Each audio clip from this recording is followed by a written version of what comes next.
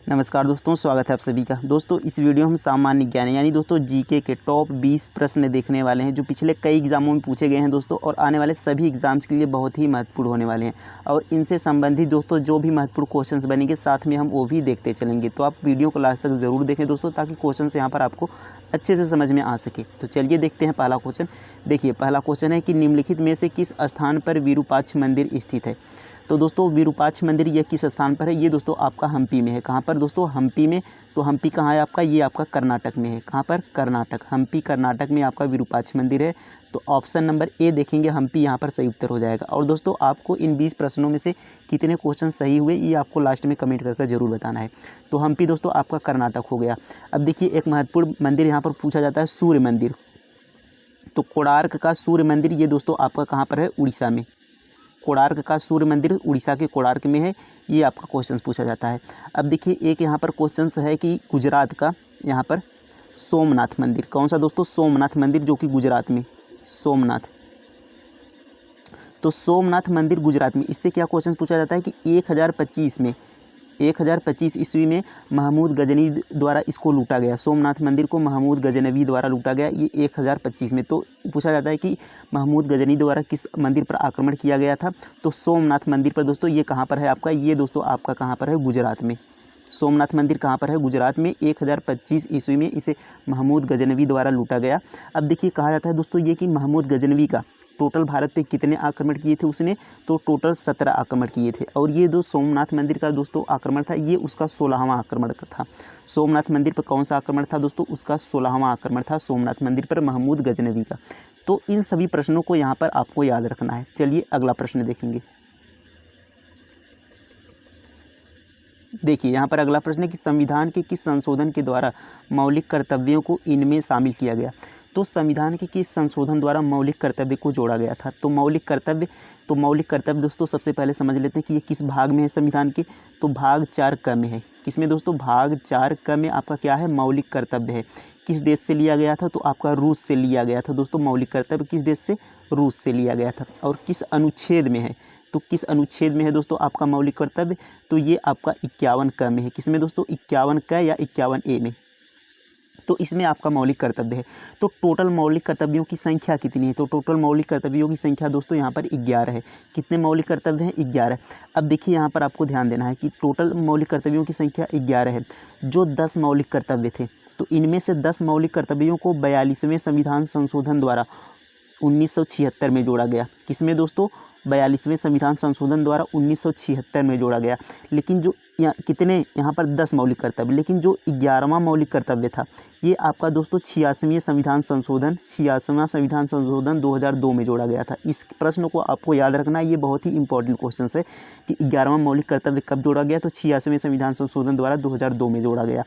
और बाकी कितने 10 किस संशोधन द्वारा जोड़े? तो 10 जो है दोस्तों ये 42वें संविधान संशोधन द्वारा 1976 में जोड़े गए। तो हमसे पूछा है कि किस संशोधन के द्वारा मौलिक कर्तव्यों को जोड़ा गया। तो आपका देखिए 10 किससे जोड़े गए? 42वें संविधान संशोधन द्वारा 1976 में। तो टोटल देखिए 10 यहाँ पर 42वें संविधान संशोधन द्वारा 1976 में। तो यहाँ पर 42वें संविधान संशोधन आपका सही उत्तर हो जाएगा। 1900 संशोधन, तो बी इसका देखिए सही उत्तर हो जाएगा। तो अब देखिए यहाँ पर क्या क्या आपको याद रखना है। देखिए मौलिक कर्तव्य किस देश से लिया गया? रूस से लिया गया। किस भाग में है? भाग 4 क में है। किस अनुच्छेद में है? अनुच्छेद 51 ए में है। और किस संशोधन द्वारा जोड़ा गया? तो 10 देखिए 10 ठो जो है वो 42वें संविधान संशोधन 1976 में जोड़ा गया। लेकिन जो 11वां पूछा जाता है वो 86वें संविधान संशोधन 2002 में जोड़ा गया। ये आपको यहाँ पर याद रखना है। अब देखिए 86वां संविधान संशोधन, ये हमारे इंपॉर्टेंट क्वेश्चन इससे एक बनता है कि शिक्षा का अधिकार जो आर्टिकल 21 ए है।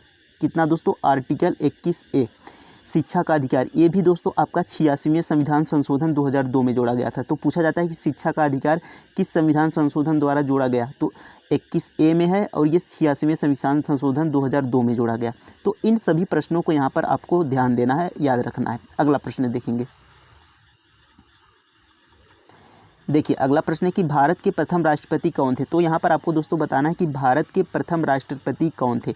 तो आपको पता होगा दोस्तों कि 24 जनवरी, कितने में दोस्तों? 24 जनवरी यहाँ पर 1950 24 जनवरी 1950 में डॉक्टर राजेंद्र प्रसाद को, किसको दोस्तों, डॉक्टर राजेंद्र प्रसाद को संविधान सभा द्वारा भारत का राष्ट्रपति नियुक्त किया गया। तो भारत का राष्ट्रपति नियुक्त है 24 जनवरी 1950 को डॉक्टर राजेंद्र प्रसाद को। तो डॉक्टर राजेंद्र प्रसाद इसका सही उत्तर होगा, ऑप्शन नंबर सी यहाँ पर आपका सही उत्तर हो जाएगा, डॉक्टर राजेंद्र प्रसाद को 24 जनवरी 1950 में। अब देखिए यहाँ पर एस राधाकृष्णन यानी दोस्तों सर्वपल्ली राधाकृष्णन, ये देखिए पहले हमारे डॉक्टर राजेंद्र प्रसाद क्या थे, प्रथम राष्ट्रपति थे, लेकिन प्रथम उपराष्ट्रपति ये डॉक्टर सर्वपल्ली राधाकृष्णन थे। ये कौन थे, उपराष्ट्रपति। प्रथम उपराष्ट्रपति कौन थे, डॉक्टर सर्वपल्ली राधाकृष्णन, ये भारत के प्रथम उपराष्ट्रपति थे। और प्रथम प्रधानमंत्री आपको पता होगा, प्रथम प्रधानमंत्री कौन थे, जवाहरलाल नेहरू, पंडित जवाहरलाल नेहरू, ये आपके भारत के प्रथम प्रधानमंत्री थे। और वल्लभ भाई पटेल, ये क्वेश्चन आपको दोस्तों याद रखना है कि सरदार वल्लभ भाई पटेल ये भारत के प्रथम गृह मंत्री थे, यानी गृह मंत्रालय इनको मिला। तो भारत के प्रथम गृह मंत्री कौन थे, ये आपके सरदार वल्लभ भाई पटेल थे। तो इन सभी प्रश्नों को यहाँ पर आपको याद रखना है। अगला प्रश्न देखेंगे, देखिए अगला प्रश्न, निम्नलिखित में से किस स्थान पर सिंधु घाटी सभ्यता के अवशेष प्राप्त हुए हैं। तो कौन सा वह स्थान है दोस्तों जहाँ से सिंधु सभ्यता के अवशेष प्राप्त हुए हैं, हम्पी से प्राप्त हुए हैं, कालीबंगा से, जूनागढ़ से, कान्हेरी से। तो यहाँ पर दोस्तों जो सिंधु सभ्यता के अवशेष प्राप्त हुए वह कालीबंगा से प्राप्त हुए हैं, ऑप्शन बी इसका सही उत्तर हो जाएगा, कालीबंगा। कालीबंगा किस राज्य में है दोस्तों, आपका राजस्थान में। राजस्थान में आपका क्या है, कालीबंगा है। ये आपसे क्वेश्चन पूछा जा सकता है कि कालीबंगा किस राज्य में है, तो राजस्थान में। अब देखिए एक महत्वपूर्ण क्वेश्चन यहाँ पर होता है, गुजरात के लोथल, कहाँ दोस्तों, गुजरात के लोथल से, लोथल, तो ये सिंधु सभ्यता का प्रमुख बंदरगाह था। तो पूछा जाता है कि सिंधु सभ्यता का प्रमुख बंदरगाह कौन सा है, तो लोथल जो कि सिंधु सभ्यता का प्रमुख बंदरगाह है। और किस राज्य में है दोस्तों, ये आपका गुजरात में है। तो ये आपको याद रखना है। अगला प्रश्न देखेंगे, देखिए यहाँ पर अगला प्रश्न है, निम्नलिखित में से किस अधिवेशन के दौरान महात्मा गांधी भारतीय राष्ट्रीय कांग्रेस के सभापति बने, यानी किस अधिवेशन की दोस्तों इन्होंने अध्यक्षता की। तो देखिए 1924 में आपका होता है बेलगाम अधिवेशन, 1924 में बेलगाम अधिवेशन, 1924 में बेलगाम अधिवेशन होता है। इसकी अध्यक्षता आपके महात्मा गांधी जी करते हैं। 1924 में बेलगाम अधिवेशन की अध्यक्षता महात्मा गांधी जी करते हैं। तो कौन सा अधिवेशन है, बेलगाम का। तो ऑप्शन डी यहाँ पर सही उत्तर हो जाएगा, बेलगाम। तो बेलगाम की अध्यक्षता किसने की, महात्मा गांधी ने 1924 में। अब देखिए यहाँ पर क्वेश्चन पूछा जाता है, यहाँ पर महत्वपूर्ण क्वेश्चन भारतीय राष्ट्रीय कांग्रेस से देख लेते हैं। इसकी स्थापना कब हुई थी दोस्तों, 1885 में हुई थी। भारतीय राष्ट्रीय कांग्रेस की स्थापना 1885 में हुई थी। किसने किया था, एलन ह्यूम ने। एलन ह्यूम ने भारतीय राष्ट्रीय कांग्रेस की स्थापना की, किसने, एलन ह्यूम ने। और दोस्तों कहाँ पर किया था, तो मुंबई में किया था। कहाँ पर, मुंबई में किया जाता। अब देखिए इससे महत्वपूर्ण क्वेश्चन कि पूछा जाता है कि देखिए यहाँ पर इसकी पहली महिला अध्यक्ष कौन थी, राष्ट्रीय कांग्रेस की जो इसकी पहली महिला अध्यक्ष कौन थी, एनी बेसेंट। कौन थी दोस्तों, एनी बेसेंट। ये आपको याद रखना है कि एनी बेसेंट इसकी पहली महिला अध्यक्ष थी, एनी बेसेंट। ये 1917 में दोस्तों कोलकाता अधिवेशन में इनकी अध्यक्षता होती है। किसमें दोस्तों, कोलकाता अधिवेशन में इन्होंने अध्यक्षता की, कोलकाता में। एनी बेसेंट राष्ट्रीय कांग्रेस की पहली महिला अध्यक्ष थी, एनी बेसेंट। कोलकाता में इन्होंने क्या की, अध्यक्षता की। अब देखिए एनी बेसेंट आपकी क्या थी, विदेशी महिला थी। अब क्वेश्चन बनता है कि प्रथम भारतीय महिला कौन थी, तो आपकी सरोजिनी नायडू हो जाएगा दोस्तों, सरोजिनी नायडू। ये भारतीय राष्ट्रीय कांग्रेस की पहली महिला अध्यक्ष थी, सरोजिनी नायडू, पहली भारतीय महिला सरोजिनी नायडू। अब इन्होंने जो अध्यक्षता की दोस्तों वह कानपुर अधिवेशन में था, यानी 1925 में। 1925 में दोस्तों इन्होंने कानपुर की अध्यक्षता की, कानपुर। कहाँ पर दोस्तों, कानपुर की इन्होंने अध्यक्षता की सरोजिनी नायडू ने 1925 में। तो ये आपको याद रखना है। देखिए कितने क्वेश्चन यहाँ पर हुए कि महात्मा गांधी जी ने कौन सा अधिवेशन किया, तो दोस्तों बेलगाम का अधिवेशन किया 1924 में। और अब यहाँ पर पूछा जाएगा राष्ट्रीय कांग्रेस की स्थापना किसने की, तो एलन ह्यूम ने की। कब की दोस्तों, 1885 में। कहाँ पर की, मुंबई में की। और दोस्तों पहली यहाँ पर महिला अध्यक्ष कौन थी, तो एनी बेसेंट थी। लेकिन पूछा पहली भारतीय महिला कौन थी, तो सरोजिनी नायडू थी। सरोजिनी नायडू का कौन सा अधिवेशन था, कानपुर का। एनी बेसेंट का कौन सा, कोलकाता का। तो इन सभी प्रश्नों को यहाँ पर आपको याद रखना है दोस्तों। ये सारे प्रश्न एग्जाम में पूछे गए क्वेश्चन से। अगला प्रश्न देखते हैं, देखिए यहाँ पर अगला प्रश्न, निम्नलिखित में से किसे मानव शरीर का रक्षा तंत्र कहा जाता है। तो कौन सा दोस्तों वह है जिसे मानव शरीर का रक्षा तंत्र कहा जाता है। तो यहाँ पर जो ऑप्शन होगा इसका सही दोस्तों ऑप्शन नंबर ए सही हो जाएगा, श्वेत रक्त कोशिका। तो श्वेत रक्त कोशिका को मानव शरीर का रक्षा तंत्र कहा जाता है। अब देखिए यहाँ पर प्लेटलेट्स, तो प्लेटलेट्स क्या करता है दोस्तों, रक्त का थक्का बनाता है। प्लेटलेट्स क्या करता है, रक्त का थक्का बनाता है। यानी क्या होता है, जब कहीं पर चोट लगती है वहाँ से ब्लड निकलता है, तो जो प्लेटलेट्स होता है वहाँ पर आकर ब्लड को यहाँ पर जम जाता है, जिससे वहाँ पर ब्लड का थक्का बन जाता है और ब्लड बाहर नहीं निकलता। तो प्लेटलेट्स का क्या काम है, रक्त का थक्का बनाता है। अब देखिए इसके साथ विटामिन के का भी ज़रूरत होता है, यानी विटामिन के, तो विटामिन के भी आपका रक्त की थक्का बनने में ज़रूरी होता है। तो विटामिन के का भी काम है रक्त का थक्का बनाना। तो इन सभी प्रश्नों को आपको याद रखना। देखिए लाल रक्त कोशिका, तो आरबीसी के यहाँ पर पूछा जाता है कि जीवन काल कितने दिन का होता है। तो आरबीसी का जीवन काल 120 दिन का होता है, ये आपको यहाँ पर याद रखना है। अगला प्रश्न देखेंगे, यहाँ पर प्लेटलेट्स हो गया। अब देखिए यहाँ पर अगला क्वेश्चन है, देखिए अगला प्रश्न है, संविधान की सूची में केंद्र और राज्यों के बीच शक्ति विभाजन का वर्णन किया गया है। तो किस अनुसूची में केंद्र और राज्यों के बीच शक्ति का विभाजन किया गया है। तो पहला अनुसूची क्या है दोस्तों, तो इसका जो सही उत्तर हो जाएगा ऑप्शन नंबर सी यहाँ पर होगा, 7वें अनुसूची में संविधान के राज्य और केंद्र में शक्ति का विभाजन है। क्योंकि देखिए आपकी टोटल 3 अनुसूची यहाँ पर जो शक्तियाँ निर्धारित हैं, संघ सूची, 3 सूची हैं, संघ सूची, राज्य सूची और एक दोस्तों आपका समवर्ती सूची है।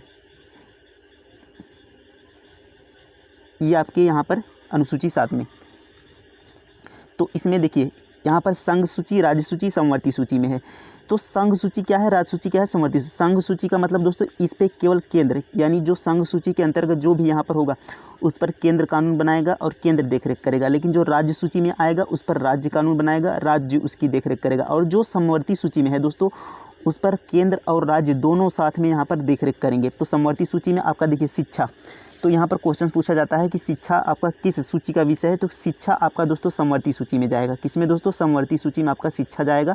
शिक्षा आपका समवर्ती सूची का विषय। देखिए 1976 42वां संविधान संशोधन 1976 से पहले शिक्षा ये आपका राज्य सूची का विषय था, लेकिन 42वें संविधान संशोधन 1976 के बाद शिक्षा को समवर्ती सूची का विषय बना दिया गया। यानी केंद्र और राज्य दोनों उस पर मिलकर देखरेख करेंगे, दोनों कानून बनाएंगे। ये आपको यहाँ पर याद रखना है। अब देखिए प्रथम अनुसूची में क्या है, तो प्रथम अनुसूची में भारत के संघ के राज्य और उनके केंद्र शासित प्रदेश हैं। पहले अनुसूची में यानी राज्य के संघ के राज्य और केंद्र शासित प्रदेश, ये आपका प्रथम अनुसूची है। पंचम अनुसूची में क्या है, अनुसूचित जो जातियां हैं उनके लिए दोस्तों यहाँ पर पंचम, उनके प्रशासन के बारे में पंचम यहाँ पर अनुसूची है। अब देखिए यहाँ पर 9वें में क्या है, तो 9वें में दोस्तों आपका आता है भूमि सुधार से संबंधित है। तो 9वां आपका भूमि सुधार से संबंधित है। 10वां आपका दल बदल है। 11वां आपका दोस्तों यहाँ पर ग्राम पंचायत और यहाँ पर जो 12वां है वो आपका नगर निगम से है। तो ये सभी आपको पता होगा। तो टोटल कितनी अनुसूचियाँ हैं, टोटल 12 अनुसूचियाँ हैं। लेकिन देखिए पूछा जाता है कि मूल संविधान में कितनी अनुसूचियाँ थी। तो मूल संविधान में दोस्तों केवल 8 अनुसूचियाँ थी। तो वर्तमान में 12 अनुसूचियाँ हैं, मूल संविधान में 8 अनुसूचियाँ थी। ये आपको पता होना चाहिए। और टोटल देखिए अनुच्छेद कितने हैं, वर्तमान में 395 अनुच्छेद हैं। भाग कितने हैं, तो टोटल 22 भाग हैं। ये आपको यहाँ पर याद रखना है। और देखिए एक अनुसूची से और क्वेश्चन बनता है कि 8वां अनुसूची किससे संबंधित है। तो 8वां अनुसूची दोस्तों आपका भाषाओं से संबंधित। देखिए 8वें अनुसूची में आपका टोटल कितनी भाषाएं हैं, टोटल 22 भाषाएं हैं। वर्तमान में टोटल 22 भाषाएं हैं, लेकिन मूल जो भाषाएं थी वह कितनी थी, 8वें अनुसूची तो टोटल पहले 14 भाषाएं थी। मूल संविधान में 14 भाषाएं थी, लेकिन वर्तमान में टोटल 22 भाषाएं हैं।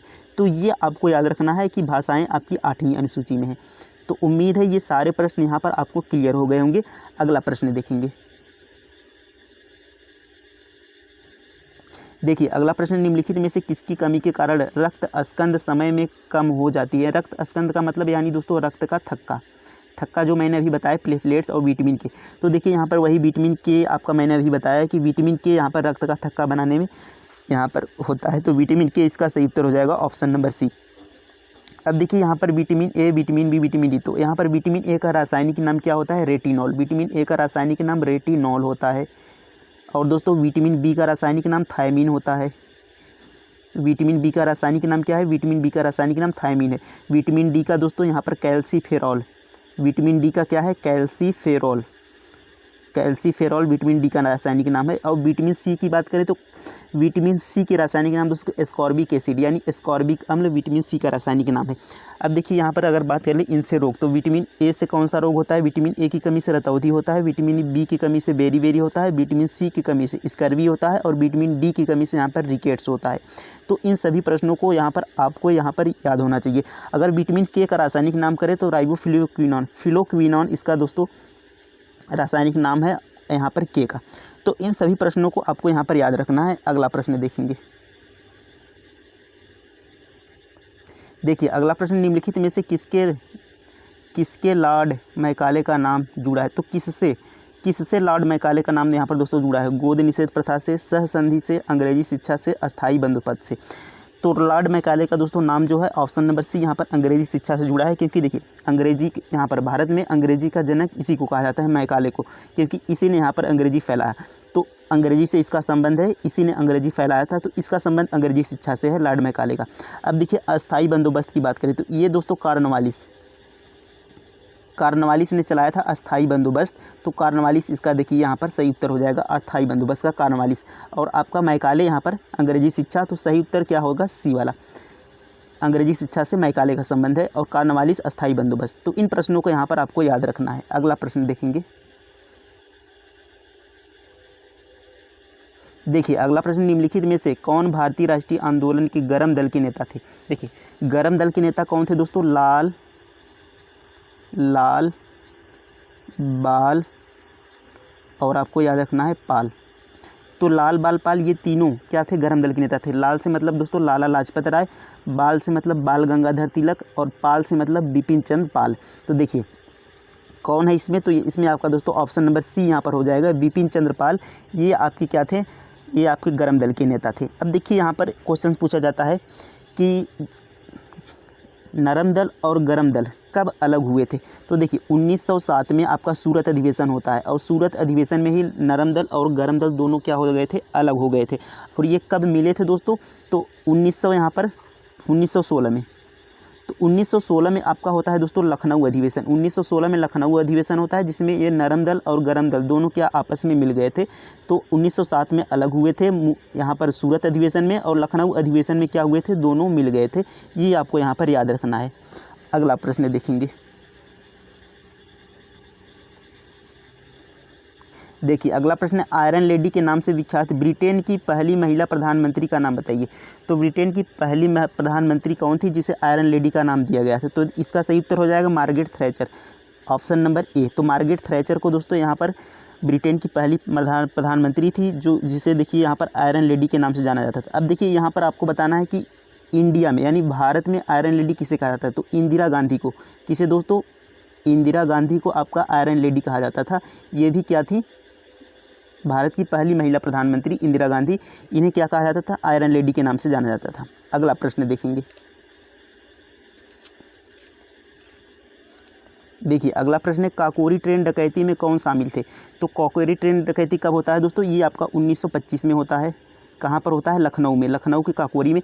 ये आपका होता है 9 अगस्त का शायद डेट था, 9 अगस्त 1925 में काकोरी ट्रेन डकैती होती है। कहाँ पर? काकोरी, लखनऊ में। अब देखिए इसमें क्या होता है कि ट्रेन को लूटा जाता है। ट्रेन को क्या किया जाता है? लूटा जाता है। जो ब्रिटिश सरकार की ट्रेन थी उसमें दोस्तों जो धन जो भी था उसे भारतीयों द्वारा यहाँ पर जो भी वहाँ पर उसे लूटा गया था। तो उसमें जो ट्रेन को लूटा गया था उसमें कौन कौन से यहाँ पर शामिल थे? देखिए राम प्रसाद बिस्मिल थे, तो उसमें राम प्रसाद बिस्मिल थे दोस्तों, ऑप्शन बी यहाँ पर सही उत्तर हो जाएगा। तो चंद्रशेखर आज़ाद थे, राम प्रसाद बिस्मिल थे, और दोस्तों वहाँ पर देखिए अशफाक उल्ला खां थे और राजेंद्र लाहाड़ी, ये सब वहाँ पर थे जिन्होंने यहाँ पर शामिल थे। तो आपका ऑप्शन बी यहाँ पर राम प्रसाद बिस्मिल क्या हो जाएगा? सही उत्तर हो जाएगा। काकोरी ट्रेन डकैती कब हुआ था? 1925 में। कहाँ पर हुआ था? लखनऊ में हुआ था। ये आपको यहाँ पर याद रखना है। अगला प्रश्न देखेंगे। देखिए अगला प्रश्न है, फतेहपुर सीकरी का निर्माण किसने कराया? तो फतेहपुर सीकरी का निर्माण किसने कराया था दोस्तों? इसका सही उत्तर हो जाएगा ऑप्शन नंबर ए, अकबर ने फतेहपुर सीकरी का निर्माण कराया था। अब ये क्वेश्चन यहाँ पर आपको याद, शाहजहाँ ने किसका निर्माण करवाया? तो आपको पता होगा ताजमहल का निर्माण किसने कराया? शाहजहाँ ने करवाया, ये तो आपको यहाँ पर पता होगा। अगला क्वेश्चन देखेंगे। देखिए अगला क्वेश्चन है प्रथम जैन सभा कहाँ हुई थी। तो प्रथम जैन सभा दोस्तों ये आपका कहाँ हुआ था। तो आपका प्रथम जैन सभा यहाँ पर पाटलिपुत्र में हुआ था।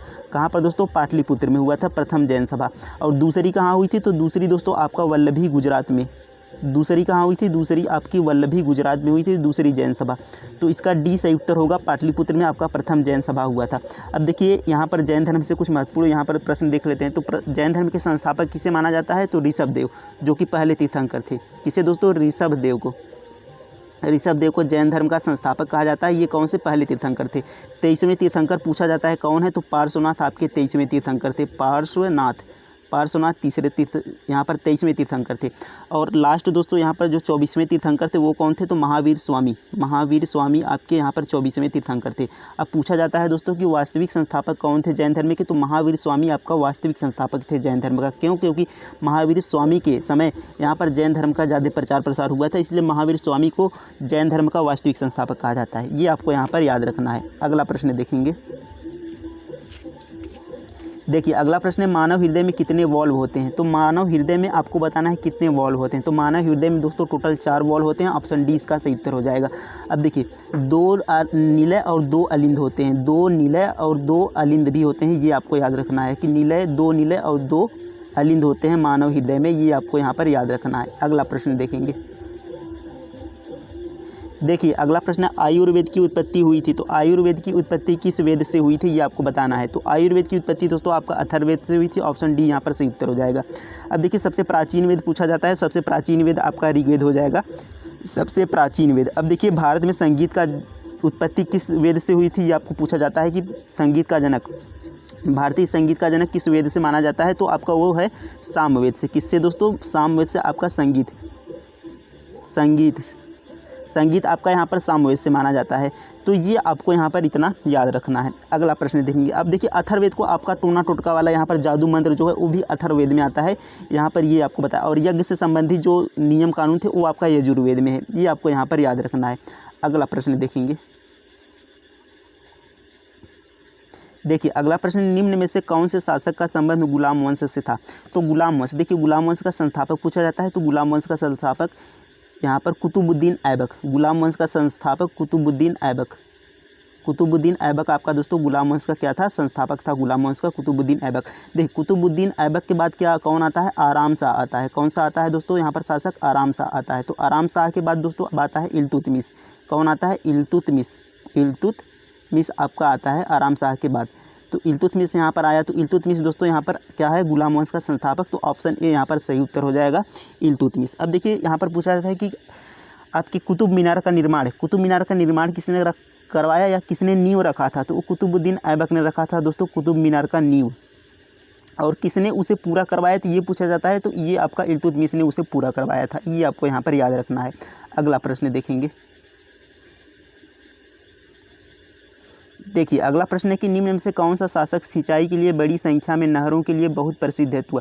तो किसने नहरों का यहाँ पर निर्माण करवाया था बहुत ज़्यादा संख्या में दोस्तों, ये आपसे क्वेश्चन पूछा जाता है। तो यहाँ पर ऑप्शन बी यहाँ पर सही उत्तर हो जाएगा। फिरोज शाह तुगलक ने दोस्तों भारी संख्या में यहाँ पर नहरों का निर्माण करवाया था। अब देखिए कुतुबुद्दीन तो ऐबक तो आपने पीछे अभी देखा गुलाम वंश का संस्थापक था और यहाँ पर कुतुब मीनार की नींव रखी थी।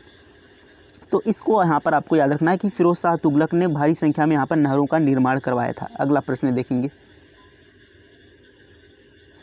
देखिए अगला प्रश्न, भारत में चालू की गई प्रथम रेलगाड़ी का नाम क्या था। तो भारत में जो प्रथम रेलगाड़ी चालू की गई थी कब दोस्तों चालू की गई थी, 1853 में की गई थी। और किसके समय, तो डलहौजी के समय की गई थी। किसके समय, डलहौजी के समय 1853 में। कहाँ से कहाँ तक चला था दोस्तों, तो टोटल 34 किमी लगभग चला था। कितना, 34 किलोमीटर लगभग।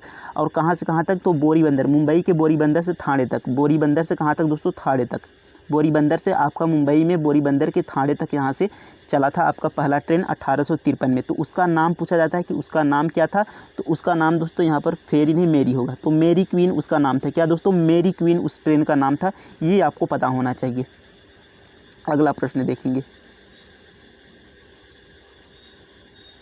देखिए अगला प्रश्न है कि फूलों की घाटी राष्ट्रीय उद्यान किस राज्य में है। तो फूलों की घाटी जो राष्ट्रीय उद्यान है यह किस में दोस्तों, किस राज्य में है, इसका आपको सही उत्तर बताना है। तो ये ऑप्शन नंबर सी हो जाएगा, उत्तराखंड में। तो फूलों की घाटी जो राष्ट्रीय उद्यान है दोस्तों ये उत्तराखंड में है। ये आपको यहाँ पर याद रखना है। तो टोटल हमारे दोस्तों 20 क्वेश्चन कंप्लीट होते हैं। तो कैसा लगा वीडियो दोस्तों ये कमेंट में ज़रूर बताइएगा। Thank you.